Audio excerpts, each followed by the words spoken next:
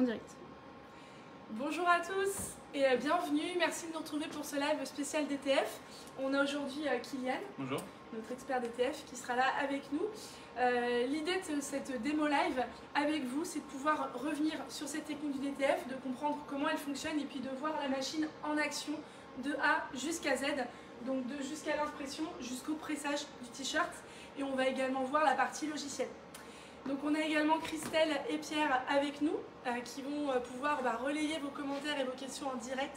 Donc n'hésitez pas à participer, même au cours du live, et puis aussi à nous dire d'où vous venez. C'est toujours sympa de savoir d'où vous nous suivez, donc n'hésitez pas à nous dire où vous êtes et puis à partager ces infos. Le temps que tout le monde nous rejoigne, je vais en profiter en fait pour vous reparler, vous dire quelques mots sur le DTF.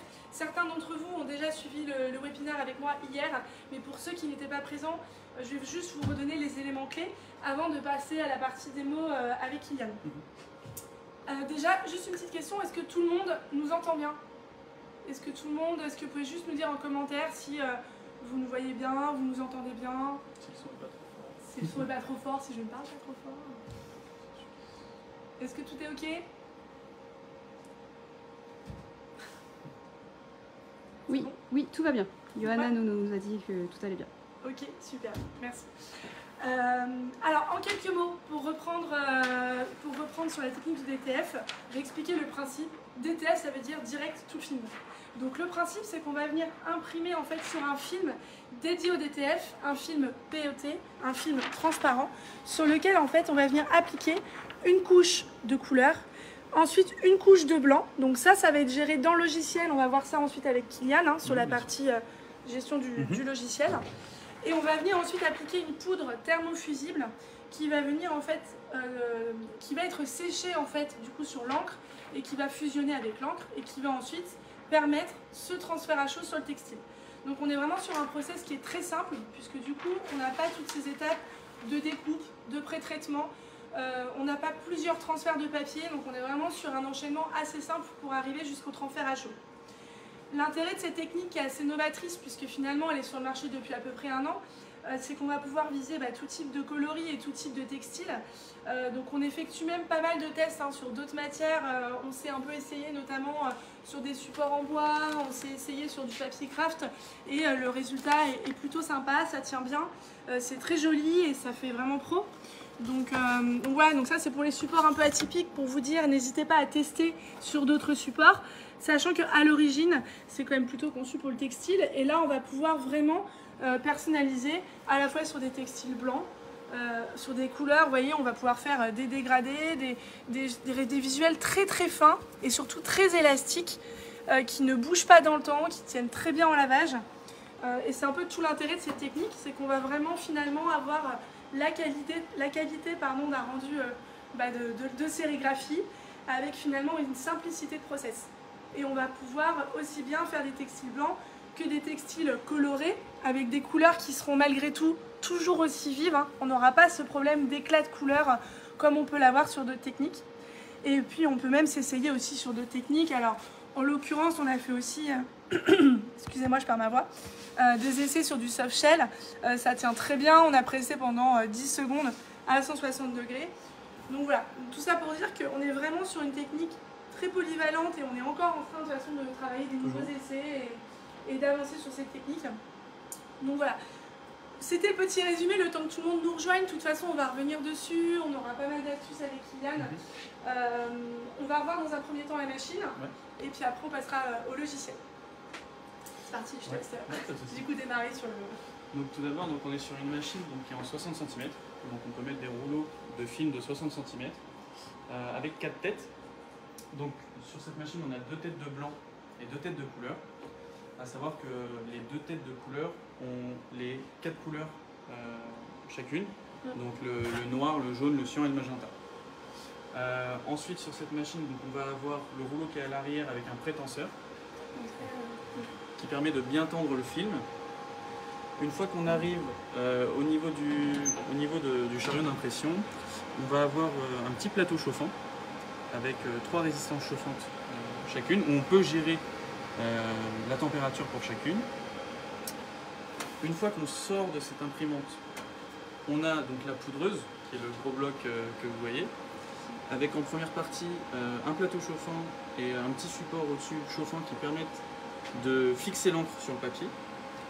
Avant d'arriver au niveau de la poudreuse, donc au niveau de la poudreuse, vous avez un balai qui permet de faire venir tourner la poudre pour qu'elle tombe à travers une grille. Tu peux nous montrer d'ailleurs. Ouais, bien sûr. Une petite démo, comme ça permet de voir un peu en live. Voilà, donc vous allez avoir le balai qui va venir tourner et venir remuer la poudre.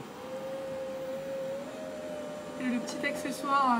Alors la petite balayette, c'est pour, Rigolo. voilà, c'est pour un peu nettoyer si vous avez un peu de poudre sur le côté. Et puis je viens aussi uniformiser au niveau de la poudre pour que ça soit en dessous, que la poudre tombe bien partout. Et petite précision par rapport à la poudre, sachez que tout l'excédent de poudre, vous allez la récupérer et la réutiliser. Donc ça ne sera pas perdu. D'ailleurs on vous montrera après, enfin je ne sais pas si Christelle tu peux peut-être après montrer, mais on a un gros bac ici où du coup on stocke la poudre. Voilà, avec un bac récupérateur en dessous. Une fois que votre visuel est passé sous cette poudreuse, donc il est rempli de poudre, mais il peut y avoir un peu de film, enfin un peu de poudre pardon, sur le film. Donc en fait, on va venir faire un U en bas et on va arriver sur un petit balai, on appelle ça un balai, qui vient taper votre film pour enlever l'excédent. Ça va venir épurer en fait la poudre qui aurait pu se coller à côté. Une fois qu'on a passé ce balai. Oui, je voulais juste préciser qu'au moment où le film passe, on a un système de capteurs en fait qui va venir déclencher le convoyeur et l'enrouleur. Donc ça veut dire qu'automatiquement, le convoyeur et l'enrouleur vont se déclencher dès que le film va passer devant ce petit capteur. Donc ça se gère automatiquement. Voilà. Donc une fois qu'on arrive justement en haut de ce U, on va arriver au niveau du four. Donc ce four c'est des résistances. Ce four on le met à 110, entre 105 et 110. Donc ça va venir cuire, en fait notre poudre va venir cuire. À la sortie de ce four, on va avoir un visuel où on peut passer le doigt dessus et on va sentir un aspect un peu granuleux, mais on n'a plus de poudre sur les doigts. Donc ça nous montre que c'est bien cuit. Et enfin ça descend, ça passe devant des ventilateurs de refroidissement et ensuite dans le rouleur. En fait on vient refroidir le visuel pour éviter que le rouleau se colle. Puis ça permet d'avoir des visuels finalement qui sont prêts à l'emploi, qui sont tout de suite prêts pour pouvoir être pressés ensuite à chaud directement. Voilà, et ça finit sur votre rouleau et il n'y a plus qu'à enlever le rouleau, faire vos découpes et presser. Alors là voilà, on vous a présenté une des machines, on en a d'autres, on a différents modèles en fonction des formats dont vous avez besoin, en fonction des quantités, en fonction de pas mal d'options dont on a discuté déjà hier pendant le webinaire. Est-ce que sur cette machine en particulier, sur ce que vient de vous montrer Kylian, est-ce que certaines personnes ont peut-être des questions, des commentaires, ou s'il y en a qui veulent nous dire d'où ils nous suivent aussi, on aimerait bien savoir, donc ça nous intéresse. Notamment tout ce qui est Guadeloupe, Dom-Tom, ça nous ferait toujours plaisir. Je sais que peut-être c'est pas la bonne heure pour vous, mais si vous êtes présents en tout cas, n'hésitez pas à nous dire. Est-ce que Christelle et Pierre, Alors, nous sommes 21 sur le live et on a un petit bonjour de Denis Moretti. Et voilà, on a plein de gens qui nous regardent. Super. Julie Willy, Coco Mylène, Greg Guidog, désolé. Voilà. Pas de questions particulières du coup sur la machine, on peut avancer sur le reste. Alors sachez que ce live dans tous les cas sera disponible en replay. Donc voilà, n'hésitez pas si vous avez besoin de le revisionner par la suite et de revenir sur certaines infos qui vous ont échappé, vous pourrez revisionner par la suite sur notre page Facebook. Exactement. On peut peut-être passer du coup directement au logiciel. Carrément. Alors on a un coucou de Marseille et un coucou de Belgique. Ah, merci. Bah super, merci. Merci de nous dire de vous êtes. Donc sympa de pouvoir nous suivre d'aussi loin. Alors oui, peut-être avant qu'on rentre dans le détail du logiciel avec Kylian, on va peut-être juste repréciser avec Kylian 2-3 choses. Le fait qu'il est vraiment primordial d'avoir un fichier qui soit propre. Donc ce qu'on entend par fichier propre, c'est d'avoir vraiment un fichier qui soit avec un fond transparent, format AI, PNG ou TIFF, de minimum 300 dpi. Donc évitez les envois par WhatsApp et par mail parce que ça détériore la qualité de votre visuel. Évitez aussi les gros aplats de couleurs, c'est pas forcément le résultat, pas forcément très heureux, ça Kylian pourra peut-être expliquer. Enfin, c'est pas forcément si tu peux, le plus beau, en fait ce ne sera pas les visuels les plus beaux qu'on aura, c'est faisable, c'est tout à fait possible et faisable, mais ce ne sera pas les visuels les plus beaux qu'on aura. Donc, possible mais pas forcément le plus approprié, et évitez aussi les dégradés vers transparent. Donc c'est-à-dire que les dégradés on peut en faire, je sais pas si tu peux nous montrer l'exemple. Donc on peut faire du dégradé à l'intérieur de notre visuel. Voilà. mais un dégradé qui va aller vers la couleur du textile ou vers le transparent risque d'avoir des trous en fait. La poudre, il n'y aura pas assez d'encre pour la poudre et le risque c'est que ça vous donne quelque chose comme ça où ça n'a pas bien adhéré. Donc il faut vraiment respecter toutes les conditions au départ pour du coup avoir un résultat qui soit professionnel et de qualité. Mais après, voilà, en termes de dégradé, on peut aller quand même très très loin parce que vous voyez, on arrive à avoir des visuels multicolores avec beaucoup de dégradés à l'intérieur qui sont magnifiques. Donc il n'y a pas de souci pour réaliser tout type de visuel, que ce soit photographique, logo, graphique et autres. On peut passer du coup sur le logiciel. Donc notre premier logiciel qui va être Photoshop. Alors sur Photoshop, on a quelques manips, c'est on va dire la grosse partie du traitement de notre fichier. Donc tout d'abord, vous ouvrez Photoshop, vous venez chercher votre fichier, donc votre fichier en format PNG. Tac, le format PNG, on va prendre celui-là, voilà.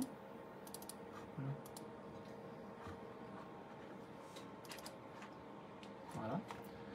Donc une fois que vous avez votre PNG, donc on va venir vérifier en tout premier lieu s'il est bien mis en CMJN, qui est les couleurs pour l'impression.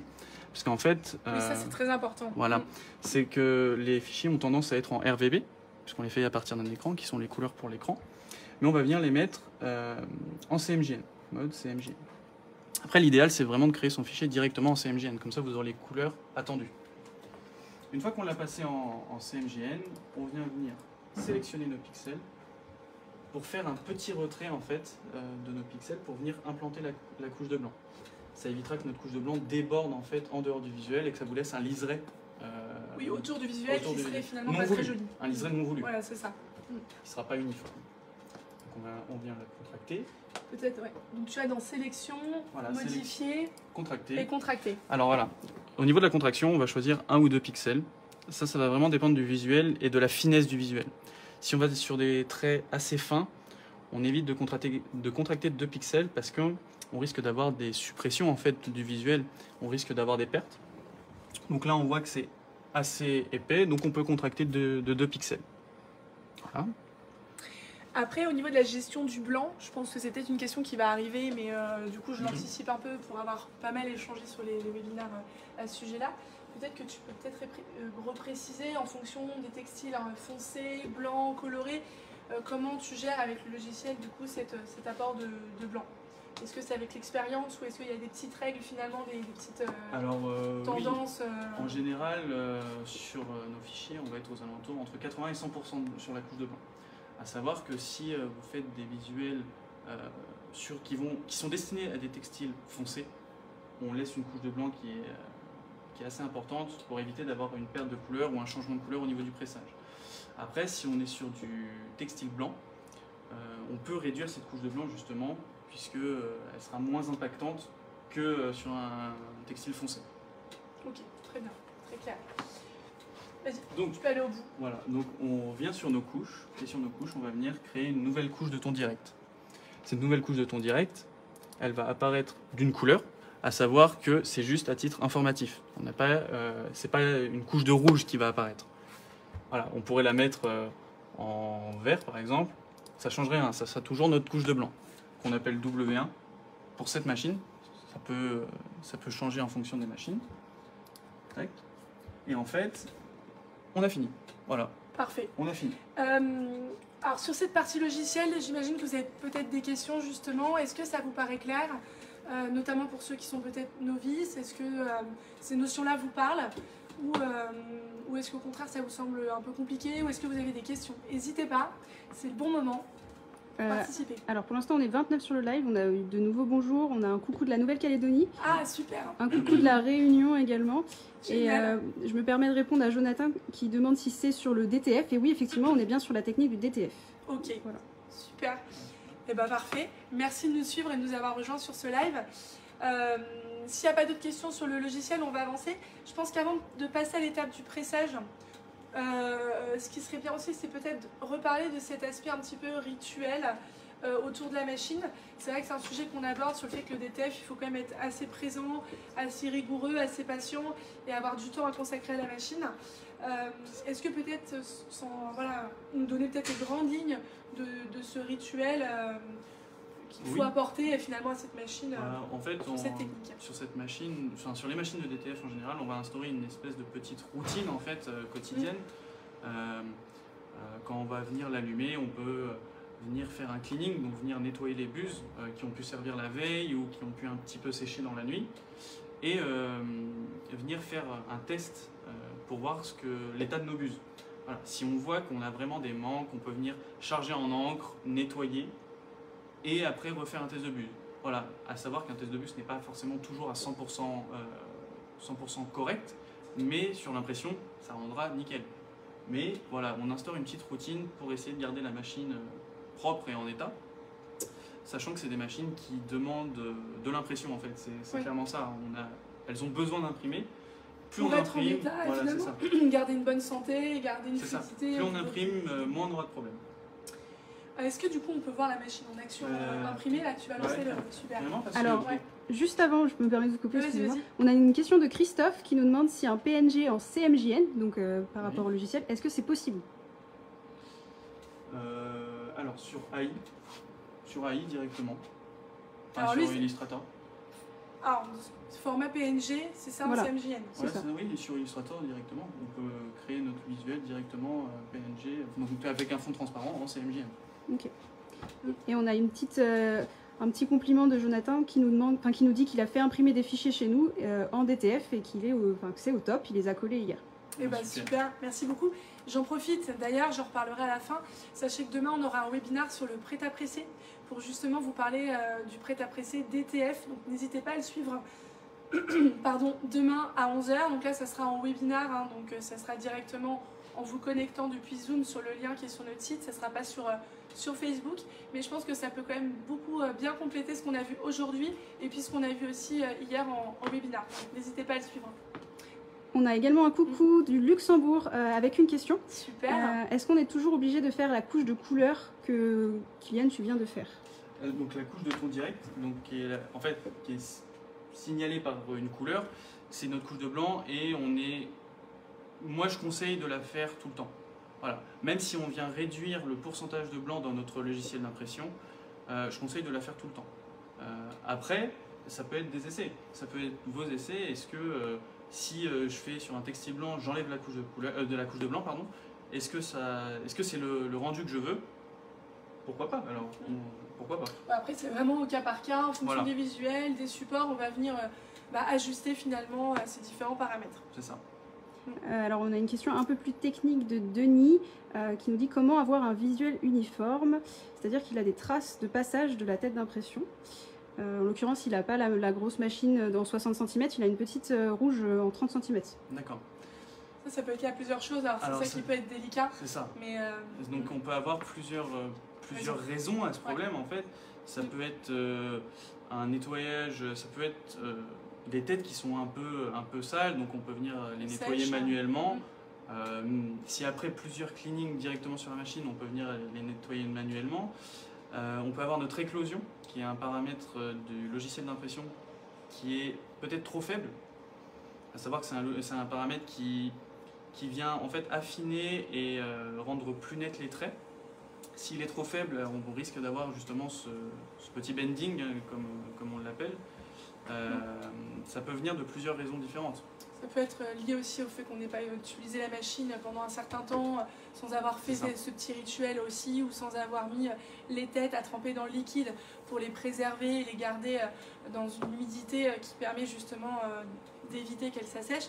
Il y a plein de raisons. Donc, à la limite, ce que je vous invite à faire, si vous avez acheté le matériel chez nous, bien sûr, c'est de nous contacter, de contacter le service technique après le live pour pouvoir échanger et peut-être envoyer des photos ou des vidéos pour qu'on puisse analyser plus en détail d'où vient le problème et qu'on puisse vous répondre plus précisément. Mais ça peut être lié à plusieurs choses. Ok. On a également Heidi qui nous dit bonjour de Moselle et qui nous demande quel logiciel peut-on utiliser pour les visuels, donc uniquement Photoshop ou Illustrator? Alors, pour la création de visuels, on peut utiliser Illustrator comme Photoshop. Par contre, pour l'instant, on est uniquement sur du Photoshop pour venir inclure cette couche de ton direct, donc notre couche de blanc en fait qui va apparaître pendant l'impression.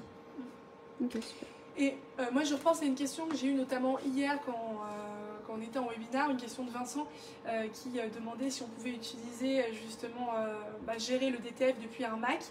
Donc voilà, ce que je disais, c'est que pour l'instant c'était compliqué et qu'on était vraiment plutôt sur PC. Ouais. Voilà, après, est-ce qu'il y a des stations virtuelles qu'on pourrait éventuellement utiliser pour détourner ou pas? Le risque, ça va être la communication avec la machine. C'est un des risques et on risque de ne pas avoir cette communication entre le Mac. Même si on a une machine virtuelle, la communication se fait quand même physiquement. Donc on ne sait pas trop ce que ça va rendre. Voilà. Ouais. Il n'y a pas vraiment de garantie. Ou des interférences, peut-être. Ça va peut-être marcher, puis se déconnecter sans aucune raison apparente. Ouais. Et revenir. Voilà. Sur Mac, on n'est pas encore... Oui, ça rajoute un risque peut-être qui est un peu embêtant. Il vaut peut-être mieux investir dans un petit PC pour pouvoir travailler sur le DTF plus sereinement. Alors du coup, dernière question. Alors Jonathan qui nous demande le nombre de passes. Sur cette machine? Ouais, je pense. Donc sur cette machine, on est sur 4 passes. Voilà. Okay. Après, certaines machines vont en demander 8, 6, ça varie en fonction du driver, enfin du paramétrage de la machine.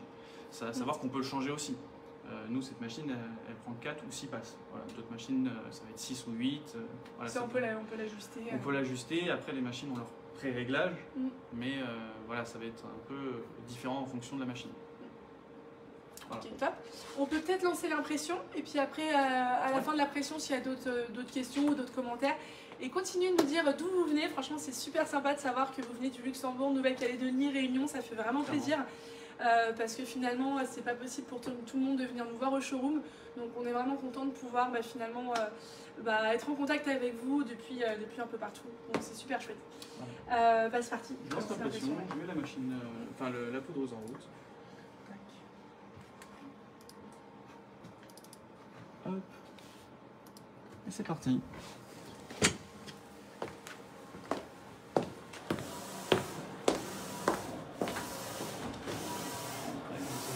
Un peu de bruit.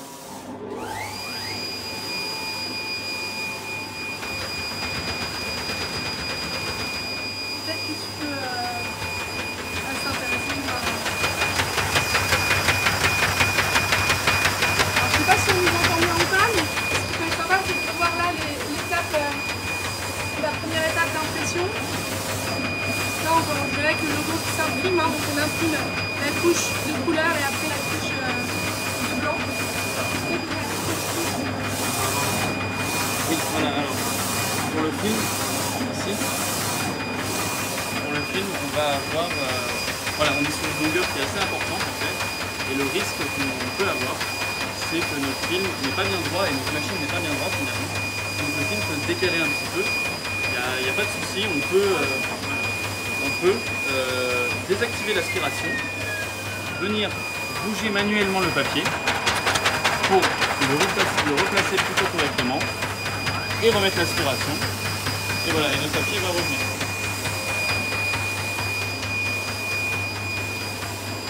Alors oui, une précision, je ne sais pas si on entend bien avec le bruit. Je voulais reparler aussi, je ne sais pas si ça se voit, mais en fait, la solution DTF dégage quand même des vapeurs de la fumée qui peuvent être un peu irritantes.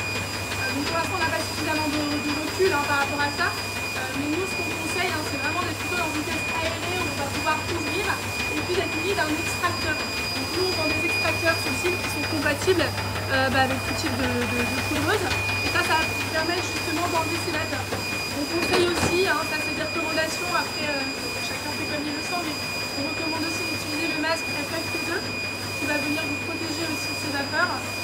Si vous le souhaitez pour plus de confort, vous pouvez aussi utiliser un casque anti-bruit. On va être un petit peu moins gêné si vous travaillez toute la journée sur la machine. Et Kylian aussi, je pense que toi tu conseilles les gants également. Pour le maniement de la poudre, si vous voyez que vous avez tendance à en avoir un peu sur les mains, des gants en latex, c'est la moindre précaution, voilà, ça peut être un peu irritant pour les mains. Ou alors, si vous voyez que vous avez sur les mains, vous venez vous nettoyer les mains juste après. Pareil pour l'encre, si vous avez de l'encre sur les mains, vous venez les nettoyer juste après parce que ça sèche et après quand ça sèche c'est un peu plus compliqué. Mais voilà, vous nettoyez les mains après utilisation, après maniement de la poudre ou de l'encre, et voilà, il n'y a aucun souci. Super. Merci beaucoup. Alors est-ce qu'on a dit juste voilà, donc peut-être qu'on fait là, on est vraiment sur la partie séchage. Puis ensuite, on va arriver ici sur la partie refroidissement. Voilà, et comme on peut le voir, le convoyeur se met en route en même temps que l'enrouleur. En fait, tout ça, quand le papier vient passer devant notre capteur qui est situé au niveau de la poudreuse, tout vient faire un cran. En fait, tout est lié et tout vient faire un cran. C'est ça qui rend l'automatisation en fait. Notre chariot fait un passage, ça imprime. Notre papier avance un cran, passe devant le capteur, notre convoyeur avance, l'enrouleur avance et tout se fait automatiquement. Super, parfait. On peut revoir la poudre peut-être. Ouais. Voilà. Ah oui, alors justement, tout à l'heure, ce qu'on disait avec Christelle, on parlait de la poudre, mais bon, Christelle, mais de l'autre côté, c'était pas évident. Mais là, voilà, on peut vous montrer qu'on a un petit bac ici où on vient finalement hop, stocker la poudre. Donc tout l'excédent de poudre, on vient le récupérer et le réutiliser finalement pour la poudreuse. Voilà, tout simplement. À savoir que notre bac récupérateur, en fait, il est juste en bas. Vous voyez, vous pouvez voir ici, là, on a notre bac récupérateur juste ici, qui récupère la poudre qui peut tomber et ne pas être utilisée. On le remet directement dans l'endroit où on stocke notre fluide, et puis après on vient re-remplir la poudreuse. Top. Alors, avant de passer à l'étape du pressage, pour aller vraiment au bout du processus, est-ce qu'il y a des questions Alors, on a une nouvelle question de Christophe qui nous demande... Alors attends, stop, parce que je comprends pas. Est-ce qu'on peut peut-être stopper la machine là? Du coup, là, je sourde. C'est surtout les aspirations. Ah voilà, Alors, une question de Christophe qui nous demande si le passage est obligatoire par Acroryp. Est-ce qu'on est obligé de passer par Acroryp pour imprimer? Par Acroryp, alors en fait c'est pareil, ça va dépendre de notre machine. Sur celle-là, on n'utilise pas Acroryp du tout. Elle a un logiciel qui est propre en fait. On a un logiciel de ripage qui est propre et un logiciel d'impression qui est propre à la machine. Donc Acroryp, c'est pour certaines machines, pour celles-là on va en avoir d'autres et pour d'autres machines potentiellement d'autres. Ça, on pourra vous aiguiller au fur et à mesure en fonction de la machine qui vous intéresse. On vous dira le logiciel qui va avec et vous serez formé sur ce logiciel en rapport avec cette machine.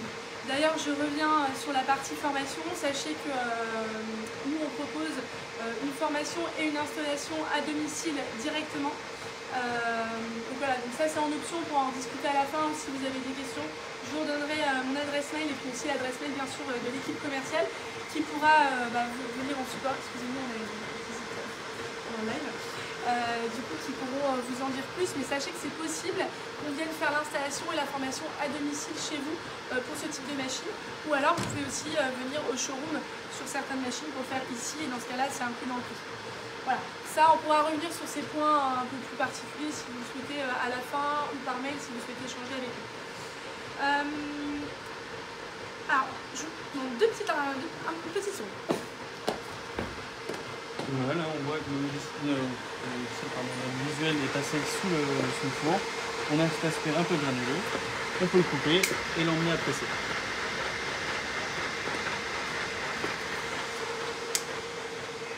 Voilà. À savoir que le temps, en fait, le temps de cuisson est un peu fait automatiquement aussi, puisqu'on le met juste à une température définie. Et en fait, le temps que ça imprime ici et que ça avance, nos visuels avancent et restent juste assez longtemps pour être cuits et sortir bien cuits. Oui, c'est pile poil le bon timing pour que finalement, au moment de la sortie, le visuel soit prêt à être utilisé. Voilà. Avant de passer à l'étape de pressage, est-ce qu'il y a d'autres questions? Non, c'est tout bon? Ouais. Bon bah c'est parti alors, parfait. On va aller au bout du process.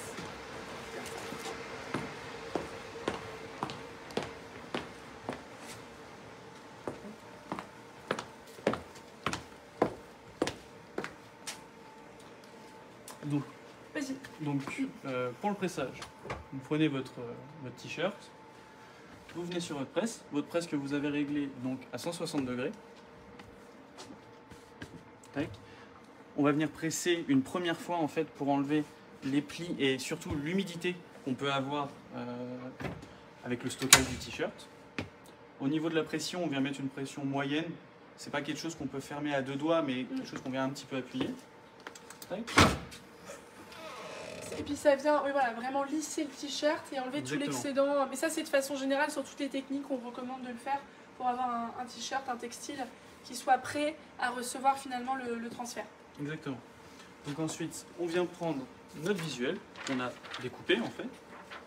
On vient le positionner un peu comme on veut, enfin, selon ce qu'on Peut-être veut. bien redire pour le sens.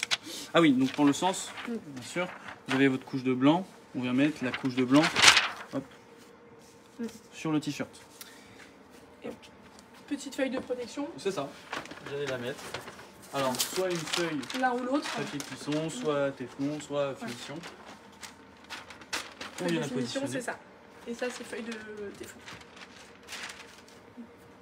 On vient presser donc là, vraiment pendant 10 secondes. Le temps que le Alors, fichier s'intègre. On dit entre 8 à 12 secondes en fonction du support, mais voilà, partez C'est ça. sur un timing de 10 secondes à 160 degrés, c'est bien. Voilà. Hop, une fois qu'on a pressé, on retire notre feuille. Et là, on va venir attendre que ça refroidisse. Donc là, on va faire un pelage à froid. C'est ça, exactement. Peut-être qu'on peut préciser pendant que ça refroidit, c'est une question qui revient souvent, pour tout ce qui est support en polyester, du coup, est-ce que, voilà, on va avoir d'autres conditions de pressage? Alors, oui, tu on peux est peut-être plus en sur les discuter mêmes, en termes de timing et, Voilà, pour le polyester, on est plus sur la même température et ni le même temps de pressage en fait. Ouais. On va descendre cette température pour surtout éviter les remontées de couleur. Donc là, on va passer de 160 à 140 degrés. Et aussi, par contre, on va passer de 10 secondes à 50 secondes, le temps que ça s'imprègne vraiment bien dans les mailles du polyester. Parce qu'on pourrait presser 10 secondes, mais c'est vrai qu'en pressant 50 secondes, on va aller plus loin, puisqu'on va vraiment permettre au visuel de bien tenir dans le temps et de bien s'imprégner dans le t-shirt. Donc, C'est ça. voilà. Les deux sont possibles, mais on recommande plutôt de presser 50 secondes. Voilà, donc notre visuel a refroidi. Et maintenant, on n'a plus qu'à retirer notre film. Et notre visuel est pressé. Donc, oui, d'ailleurs, je vais juste dire une petite astuce. Si vous avez besoin que ça refroidisse encore plus vite et que vous avez une deuxième presse avec un plateau froid, vous pouvez aussi venir presser votre t-shirt dans une presse qui est froide. Ça va venir refroidir instantanément votre t-shirt et vous allez pouvoir faire le pelage directement. Donc, on voilà, gagne c'est vraiment en une temps. petite astuce. Voilà, si vous êtes vraiment pressé et que c'est à la chaîne, ça peut être... Vas-y, je t'ai coupé, tu voulais dire. Non, mais en fait, après qu'on ait pelé une première fois, on va avoir un toucher qui est un peu... qui des fois peut être un peu gras. Donc pas de panique, on vient reprendre notre t-shirt et le represser une deuxième fois. Et là, 5 secondes pas plus, histoire d'enlever toute cette petite pellicule de gras. Alors gras, mais néanmoins qui reste très fin, très Ah pro oui. et C'est voilà, même, et c'est qui même reste élastique. très élastique. Hein. C'est même élastique. C'est hein. juste on a un léger toucher gras parce qu'on a il y a une dernière petite étape de pressage qui va permettre de C'est ça. En finaliser fait, le Cette rendu. petite pellicule gras, elle vient de l'encre blanche qui est composée aussi d'un peu de glycérine. Voilà. Donc c'est une petite pellicule de gras qui permet vraiment que ça s'intègre bien. Hop, on vient presser, on vient remettre notre feuille, 5 secondes pas plus, Toujours à 160 degrés. toujours à 160 degrés. Et une fois qu'on a fait ça, on a notre t-shirt fini. Et le toucher n'est plus le même. Il est vraiment, on sent vraiment qu'il est imprégné et que là, il va plus bouger. Et puis on est vraiment sur quelque chose de très fin. Comme je disais, on est vraiment sur vraiment un visuel, un transfert qui est élastique. Vous voyez, je peux vraiment le maltraiter, même juste après le pressage. Ça ne va pas bouger, ça ne va pas craqueler. Voilà, c'est vraiment un peu tout l'intérêt aussi de cette technique en termes de simplicité de process et de résultat. Voilà, donc j'espère que ça vous aide un petit peu à y voir plus clair, parce que c'est vrai que c'est pas forcément évident. On a différents types de machines qu'on propose sur le site. Je sais que certains d'entre vous nous posent des questions aussi sur des machines qui sont détournées. Nous, on n'en propose pas sur le site, donc après, voilà, chacun est libre après de faire comme il le sent, mais nous, on ne sera pas capable de vous apporter de la formation, de l'installation, du service après-vente sur des machines détournées, et on n'a pas de recul sur dans le temps ce que ça va donner ou pas. Donc malheureusement on ne pourra pas aborder ce sujet-là. Nous on veut vraiment mettre en avant maintenant des solutions qui sont consacrées au DTF, donc des imprimantes dédiées au DTF avec des têtes qui sont conçues pour ça, des encres et des films conçus pour ça. Voilà, donc c'est un peu le projet. Voilà, j'espère que ça vous a plu. Est-ce qu'il y a des dernières questions, commentaires et autres? Alors, on a une question de Patricia qui nous dit donc tout d'abord bonjour du Sud. Super. Quels sont les Ou dans le Sud, on voulait savoir par contre. Alors, quelles sont déjà les différences entre l'impression directe numérique et le DTF? Oui, alors tout à l'heure, je ne sais pas si Patricia était là au tout début du live, mais c'est vrai que ce que je disais par rapport aux avantages du DTF, c'est que notamment, on ne va pas avoir cette étape de pré-traitement. Dans l'impression directe, pour avoir des couleurs vraiment vives, vraiment lumineuses, vous allez devoir soit utiliser des t-shirts qui ont déjà un pré-traitement intégré, mais du coup ça va vous limiter sur le type de textile et de support que vous allez devoir pouvoir utiliser, soit vous allez appliquer manuellement un pré-traitement sous forme de vaporisation souvent, donc ça vous rajoute une étape en plus et forcément c'est un petit peu plus long et un petit peu plus, casse-pied en termes de process. Donc il y a ça déjà comme différence. En termes de coût de revient aussi, c'est vrai que sur le DTF on est sur un coût de revient le moins cher du marché, on est sur 50 centimes d'euros hors taxe l'impression A4, là où on va être en DTG, alors j'ai plus le montant exact mais on va être peut-être sur deux fois plus cher à peu près. Et sur du transfert laser à teneur blanc, on va être sur un coût de revient en termes d'impression à 3 fois plus élevé. Donc voilà, à peu près, hein, voilà, je vous donne juste un ordre d'idée. Mais c'est vrai qu'avec la sublimation, le DTF, ça reste quand même l'une des techniques les plus rentables. Donc en termes de rapport qualité-prix, si vous avez les quantités suffisantes, si vous avez aussi les bonnes bases, c'est-à-dire la place et puis le projet qui va avec, parce que bien sûr on ne va pas recommander le DTF non plus à tout le monde en fonction de votre projet et des besoins, mais c'est vrai que si vous avez l'espace, les connaissances et puis le projet qui va avec, c'est vrai que ça reste aujourd'hui la technique qui va vraiment vous permettre d'aller sur tout en fait, sur tous les supports, tous les textiles. Donc oui, il y a une réelle différence quand même avec le DTG, à la fois en termes de coût et puis de rendu et de simplicité de process. Est-ce que vous pourriez nous rappeler comment faire pour éviter la remontée de sublimation sur le polyester? Alors, pour éviter la remontée, ce qu'on peut faire, c'est venir mettre donc, un coussin ou une feuille de protection en fait entre notre. Vous avez votre visuel, imaginons un t-shirt en polyester. Bon, imaginons qu'il est en polyester. On vient mettre en fait à l'endroit où on veut presser notre visuel, on vient mettre un coussin de protection en fait. On vient mettre le coussin pour protéger à l'intérieur, pour éviter qu'on ait cette remontée. Et après on vient presser. Après c'est pas le cas sur tous les textiles. Il n'y a que certains textiles où on a le souci, sur la plupart. Voilà. Après à savoir qu'on a fait des tests sur du polyester, même sans le coussin, et en fait la couche de blanc suffit à protéger des remontées. Voilà. Donc on n'a pas eu de soucis particuliers. C'est pas le cas sur tous les textiles en polyester. Ça peut arriver sur certains en fonction de comment ils sont fabriqués, etc. Mais c'est pas sur tous. À savoir que le soft shell que tu montrais tout à l'heure, où j'ai pas mis de protection, c'est quand même du vert fluo. Le blanc est resté blanc et on n'a pas eu de ces remontées qui pourraient être dérangeantes en fait.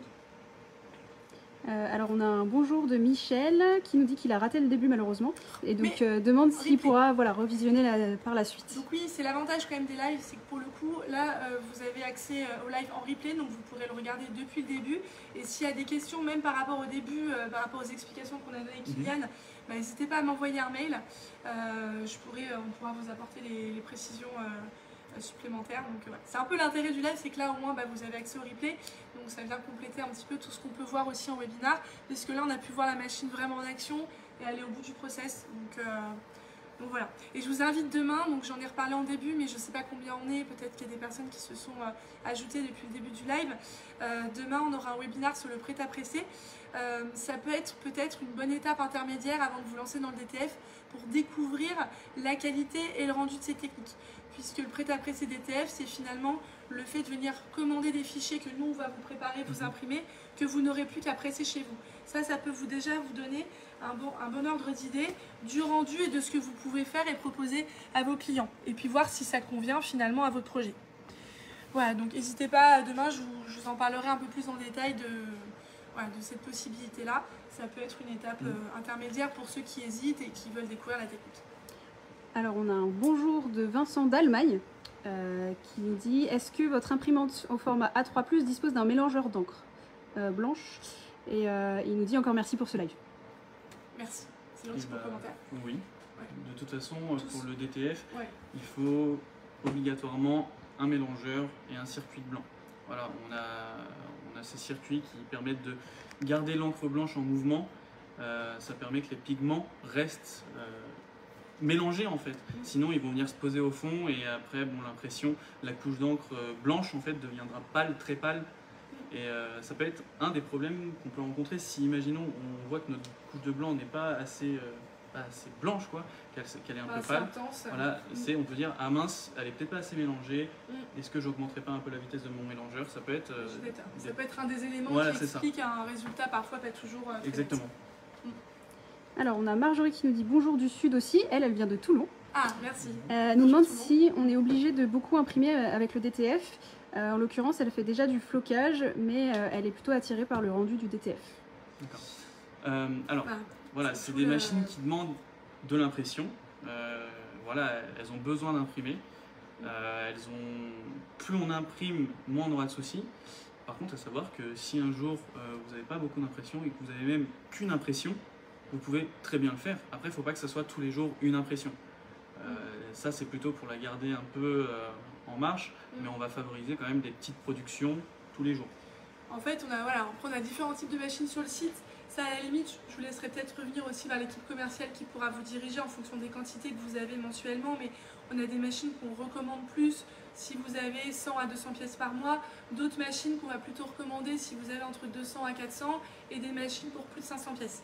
Voilà, donc, et après, si vous partez en congé et autres, on a des petites astuces pour faire en sorte de maintenir et de préserver vos têtes d'impression. Mais c'est sûr que par rapport à deux techniques, on peut partir et puis pas trop se soucier de la maintenance. Là, il faut quand même se poser des questions avant, de se dire comment je vais faire. Il faut le prendre en compte avant de se lancer dans la technique. Disons que si vous avez 10 pièces par mois, c'est peut-être pas forcément, en tout cas pas sur les machines que nous on propose, spécialement dédiées au DTF. Encore une fois, je ne parlerai pas des machines détournées, parce que j'ai souvent la question, mais voilà. Du coup, ça fait très bien la transition avec la remarque de Patricia qui nous dit que le format de machine qu'on a montré tout à l'heure était assez gros. Oui. Du coup, elle nous disait qu'elle suppose qu'il en existe des moins grandes. Oui, il y a des A3, il y a des A3+, des coûts qui sont moins élevés. Là, on a montré un process tout intégré. On a aussi un process manuel. Je l'ai présenté d'ailleurs en webinaire. En webinaire, hier, je vous ai montré la partie manuelle et la partie intégrée pour que vous puissiez voir le petit comparatif sur des brefs extraits. En manuel, vous allez même pouvoir, pour faire des économies, ne pas utiliser de four de séchage ou de tunnel de séchage, mais utiliser une simple presse à chaud où vous allez venir, pas fermer complètement votre presse, mais venir finalement positionner le plateau du dessus très très proche de votre impression pour venir sécher votre visuel. Donc faire tout manuellement. Appliquer la poudre manuellement, sécher manuellement la presse à chaud et investir uniquement dans une petite imprimante. Et là, vous pouvez vous en tirer pour 2000, voilà, sur un budget. Voilà. Et du coup, Marjorie nous dit merci, je me suis inscrite aux autres webinaires, super intéressant. Ok, super. Merci pour le commentaire, sympa. On essaie en tout cas, n'hésitez pas d'ailleurs s'il y a des thèmes qui vous intéressent, des questions particulières à me les envoyer par mail. On en parle régulièrement de façon en formation. Donc on est à l'écoute de vos besoins, donc vous nous dites, et puis si on peut, que ce soit sur le DTF avec Kylian ou autre, d'autres sujets, on le mettra en place. Même, il y a des vidéos du coup. Oui, alors merci d'en parler. Vous allez retrouver aussi l'interview qu'on a faite avec Kylian qui nous parle du DTF et on aborde pas mal de sujets. Alors il y a pas mal de sujets dont on a parlé là que vous allez retrouver sur l'interview, mais il y a d'autres choses aussi. Il y a des précisions, il y a des précisions un petit peu plus pointues. Voilà, que vous pourrez retrouver sur l'interview, qui est disponible également en podcast, que vous retrouvez sur notre site internet. Effectivement. Alors, on a un commentaire de Kamel, je ne sais pas vraiment si c'est une question. Il dit qu'il a acheté en ligne pour la Tunisie. Alors, je ne sais pas s'il l'a acheté ou s'il va l'acheter. Donc, peut-être rappeler que oui, il peut commander depuis la Tunisie. Ah oui, on livre partout dans le monde. En tous les cas, voilà, sachez qu'on peut livrer partout dans le monde. Par contre, il faut voir auprès de l'équipe commerciale pour l'estimation des frais de port et des frais de livraison. Donc, avant de passer commande, il faut faire une demande de devis et puis échanger avec l'équipe commerciale pour pouvoir aller au bout du processus. Et puis précision également, on a aussi sur notre chaîne YouTube 3 ou 4 Créa TV, Créa Tuto sur le DTF qui remontrent, alors on en a une sur qu'est-ce que le DTF, une autre qui montre un processus. Ça peut être complémentaire par rapport à ce qu'on a vu aujourd'hui, par rapport au webinaire, pour vous faire une idée un peu complète de toutes ces techniques finalement. Super. Frédéric qui nous demande encore une fois si on peut revoir ce webinaire. En l'occurrence c'est un live mais... Oui. Alors, c'est pas, voilà, c'est un live du coup, donc c'est un live mais qui a l'intérêt du coup par rapport à la diffusion sur Facebook de pouvoir être vu en replay. On a fait le choix pour ces lives-là que ce soit disponible en replay, donc vous pourrez le revoir depuis le début pour ceux qui sont arrivés à la fin.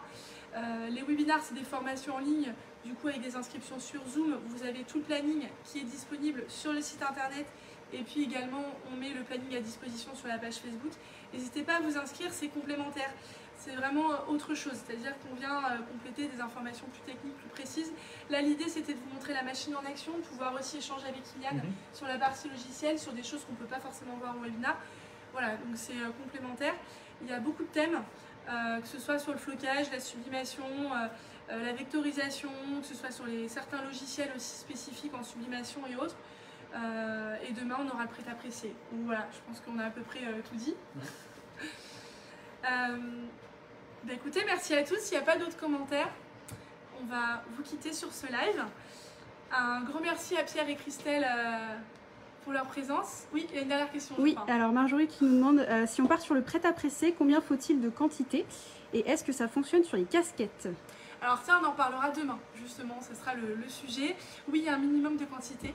Vous allez voir, il y a différents formats sur le site pour que ce soit intéressant. Évidemment, plus vous prenez des quantités importantes et plus le coût de revient sera intéressant.